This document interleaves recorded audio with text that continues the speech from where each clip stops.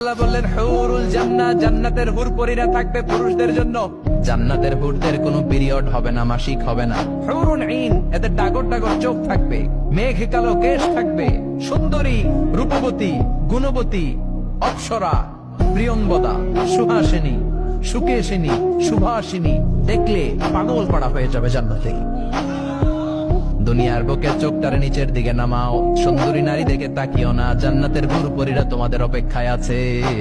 আসেন, এই যে জান্নাতে আমরা ঢুকতে চাই, আল্লাহ কিরকম চমৎকার সুন্দর জান্নাত আমাদের জন্য তৈরি করে রেখেছেন। কোন জান্নাতে আমরা ঢুকবো, জান্নাতটা কেমন, দেখতে কেমন, এটার বর্ণনা কেমন, কোরআন থেকে শোনার দরকার আছে না নাই? শুনবেন শুনবেন, আসুন আমরা শুনি আল্লাহ তাআলা জান্নাতের ভেতরে আমাদের জন্য কি নাজ নেয়ামত তৈরি করে রেখেছেন। রব্বুল আলামিন বলেন, ফালা তা'লামু নাফসুম মা উখফিয়া লাহুম মিন কুররাতি আ'য়ুন জাযাআম বিমা কানু ইয়া'মালুন। কত সুন্দর জান্নাত আমি তোমাদের জন্য প্রস্তুত রেখেছি, তোমরা কল্পনাও করতে পারবে না কত সুন্দর হবে, কল্পনাতীত। জান্নাতের সৌন্দর্যটা কোরআনের আলোকে আমরা কিছুটা বোঝানোর চেষ্টা করব, কিন্তু আসলে জান্নাত কত সুন্দর এটা কি না দেখে বোঝা যাবে? কথা বলেন।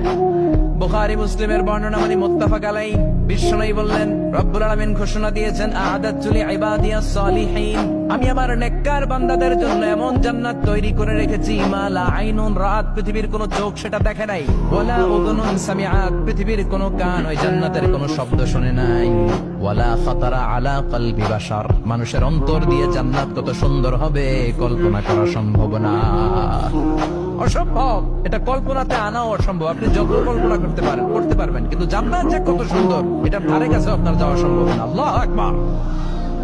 এই পৃথিবীতে যত ডিজাইনার আছে, সফটওয়্যার ডিজাইনার, যত ইঞ্জিনিয়ার আছে, যত আর্কিটেক্ট আছে, গোটা বিশ্ব সেরা 1 লক্ষ আর্কিটেকচার, 1 লক্ষ আর্কিটেক্ট ইঞ্জিনিয়ার কেনে যদি বলা হয় জান্নাতের একটা চেয়ারের ডিজাইন করেন, লক্ষ লক্ষ আর্কিটেক্টরা মিলে কোটি কোটি টাকার প্রজেক্টে টাকা খরচ করে চেয়ারের ডিজাইন করতে পারবে, কিন্তু জান্নাতের চেয়ারের ধারে কাছেও হবে না। কল্পনার বাইরে, এটা অসম্ভব।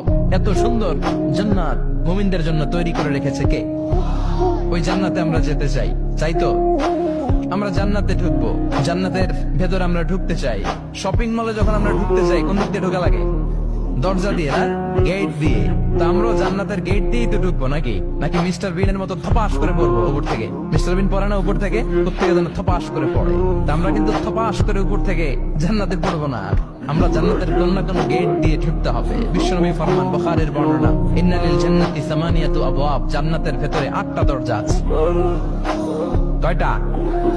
বিশ্বনবী বললেন, ইন্নালিল জান্নাতি সামানিয়াতু আবওয়াব, জান্নাতের ভেতরে দরজা হলো 8টা। মিনহা বাবুন ইউসাম্মা আর-রায়্যান, 8টা দরজার মধ্যে স্পেশাল একটা দরজা আছে, দরজাটার নাম হলো রায়্যান।